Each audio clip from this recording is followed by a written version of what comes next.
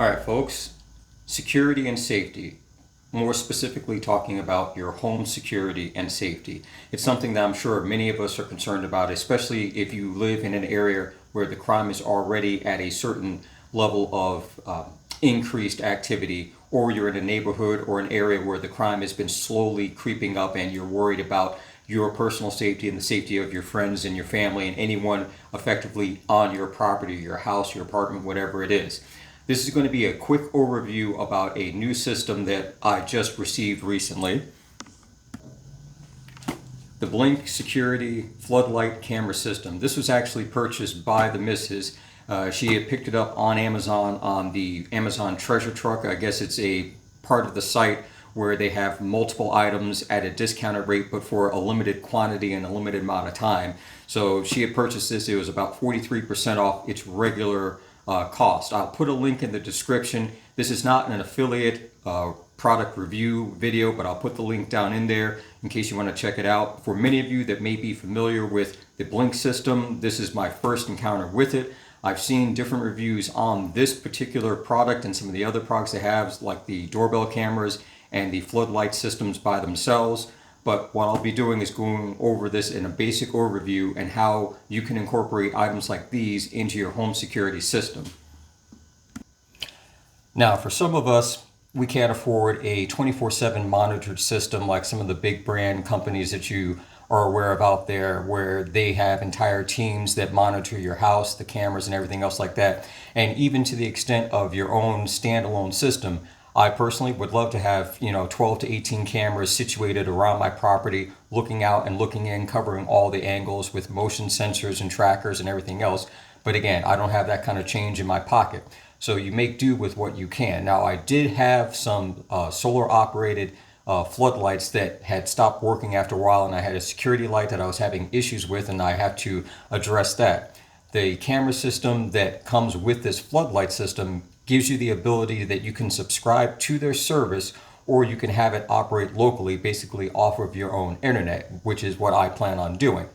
If the camera and the place that I intend to put it works out well, I may end up purchasing at least 2 others to provide me a level of overlap with my security, because it's primarily for our sense of security to be able to see what's outside of our house in terms of who's in the front yard or who may be out towards the side of the yard. We get deliveries a lot of times, and I'm sure many of you do, and depending upon the delivery company, some people come up, drop it at the door, some might drive up the driveway, you never know. And especially in the varying hours that they show up, suddenly you hear movement and motion outside of your house, maybe you see someone go by, and you have no idea what's going on. You might even hear something at your door, but it turns out it's just the delivery person dropping it off. We've got dogs on our property, and occasionally same thing happens. One of the dogs starts going ballistic, because as far as they're concerned, that's someone coming onto the property that they don't want there, and that leads you to have to now go out and investigate what's going on. Having the camera will give us the ability to get eyes on our property, on our perimeter, on our entryways, without having to directly expose ourselves to what might be a potential threat. It'll give us a sort of heads up to at least get a better overview as to what's going on outside. Now, opening up the box, there's a small booklet, and I mean small. It's literally just a 4-section booklet that gives the instructions indicating to download the Blink Home Monitor app, sync the app with your system, shows you how to connect the camera up to the main body unit, and then how to get everything connected up to do a wall mounting or a special siding hook drillless mounting on the system. Inside, packaged up, what we can clearly see are the 2 LED lights, which are maximum, I believe, 700 lumens, the main lighting housing unit, the camera down in here. This, I believe, is the sync module, the connecting cables for the USB, the batteries for the camera itself, and then a connector. Now, I have looked at other reviews of this camera and of the lighting unit as a whole, and it does come with 4D batteries in the main lighting unit. That's what it's powered by for the lights, and then the 2 AA batteries for the camera itself. The camera will not operate without it being connected to the lighting system, so the USB connector that's built into it is what you'd use to connect the camera in and get that up and running. So it requires both to be together. My understanding is there's an older model of this which it is not compatible with. So for people that have that particular floodlight system, this new camera won't work with that. But since this is the only system I have, I won't have to worry about it.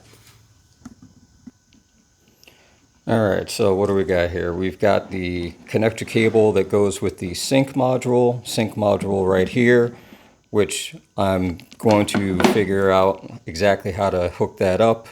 USB plug-in connector. The camera itself does have the motion sensor on it, and so that's the primary way that it would activate. The two batteries for the camera.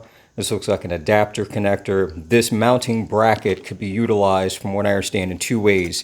If you have siding, there is a way to connect it to your siding for a no drill connection, or through the drill mount plates, you can put in these anchors and the screws and connect it that way. And then of course the primary unit of the lighting unit, everything on here, it looks to be you can adjust the angle of the lights here as well as the angle of the camera. So depending upon where you're mounting the actual unit, you've got a little bit of free play as to where you can point the camera and how you can angle the light beams to hit.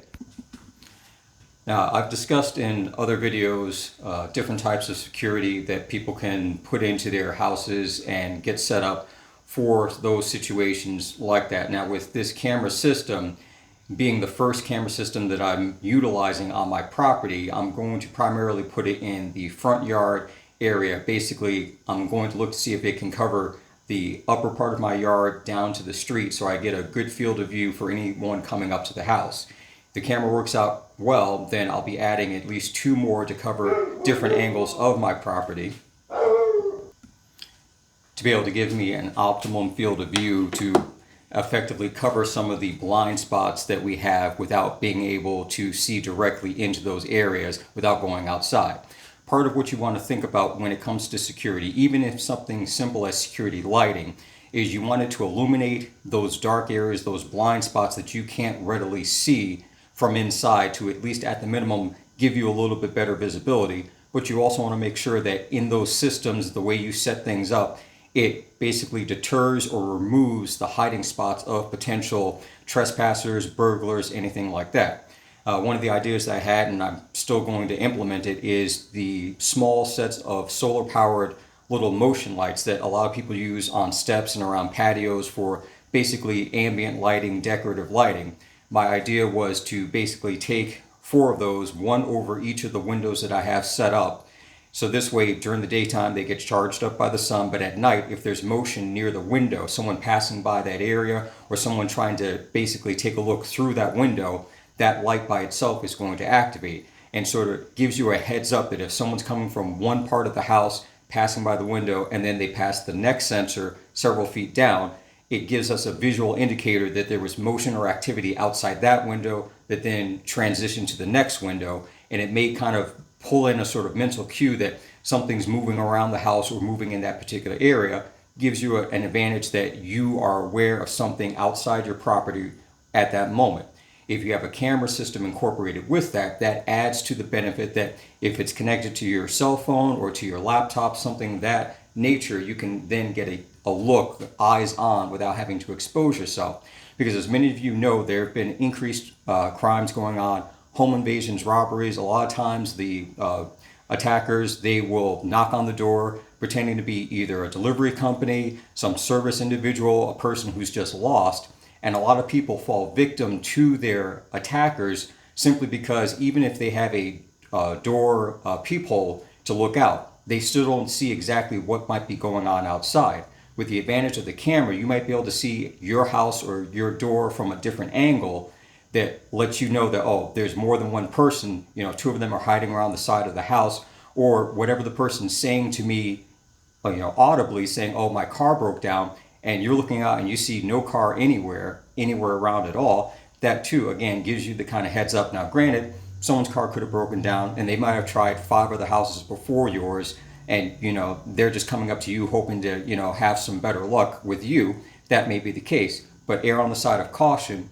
If you don't see it, it's not happening. So in that case, you can either choose to completely ignore them, or tell them, hey, I'll do you a favor, I'll call a tow truck and then you can work it out with them. Tell me where the car is parked and I'll send them to that address. That sort of thing. Most of the time, if they're trying to scam you, trying to rob you, they'll make up an excuse of, oh no, my friend just texted me, I'll be all set, thank you, and off they go, because they realize that you're either onto them or you're not going to play into it by opening up the door, giving them that edge to get in.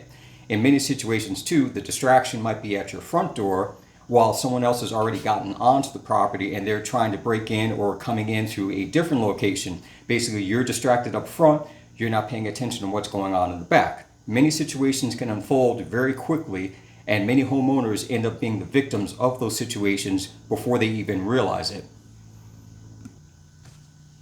So based upon the videos that I have watched on it, it seems to have a decent field of view, a fairly wide angle out to a depth of clarity of 30 feet or more. And again, once I get it hooked up and installed, I'm going to be doing a follow-up video on that to give you the overall, my personal review on it.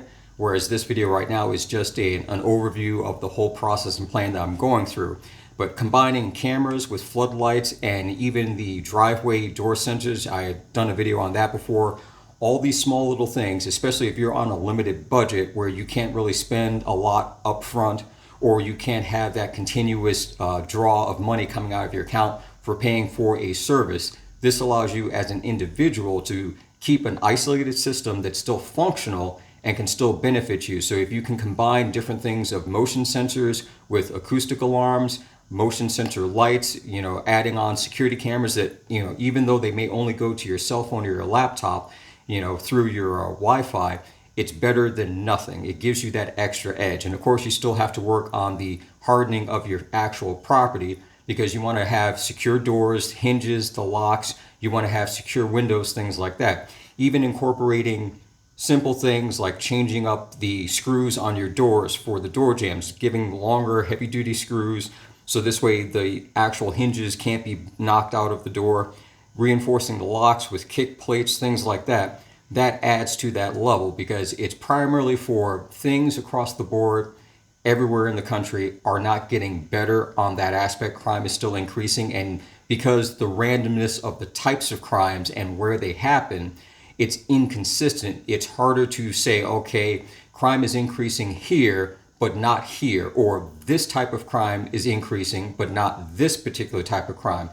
It can happen anywhere, it can happen to anyone, and it can happen at any time. But the more you are prepared ahead of that, the better your chances are of either surviving all the way through or not becoming a victim, at least for that moment. Because again, there's no guarantees with anything. You can have the best security system in the world. You can have the top-notch rated equipment. You can have your head on a swivel 24/7, and something can still happen.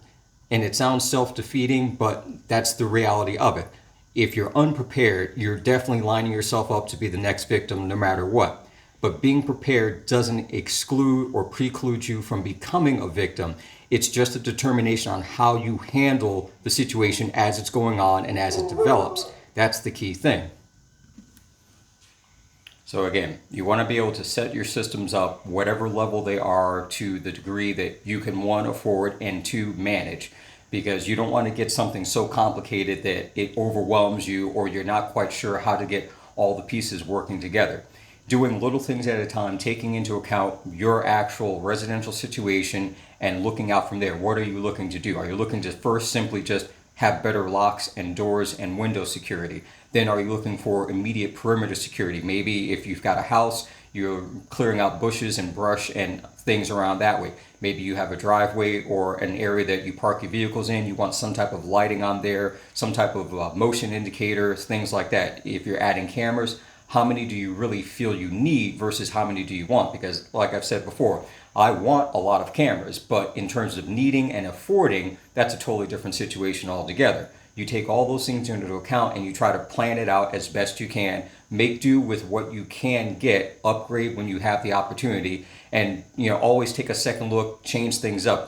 Don't stick to this is the only way that's going to work, because there's always some other ways. Sometimes you may have an advantage depending upon the setup that you're in. Sometimes it may seem like you're behind the eight ball because of your area that you're in. It might not be the optimum location, or you might not have the ability to connect certain things up or mount certain things where you want them versus, you know, where they could actually go to be a benefit. So you have to be able to adapt to that and be flexible in that situation. But always take into account that it's your safety and your security that you're doing this for, because that's what it comes down to. All the preps and plans and everything else do no good if you have too many gaping security holes in your system, or you have a complete lack of security. So it's something that everyone should consider. It's not just something for preppers, it's something for everyone.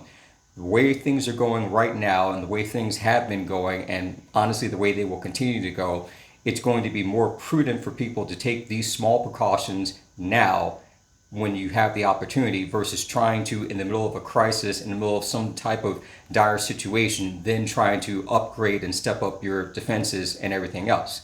Anyway, that's it for now. Catch you guys in the next one.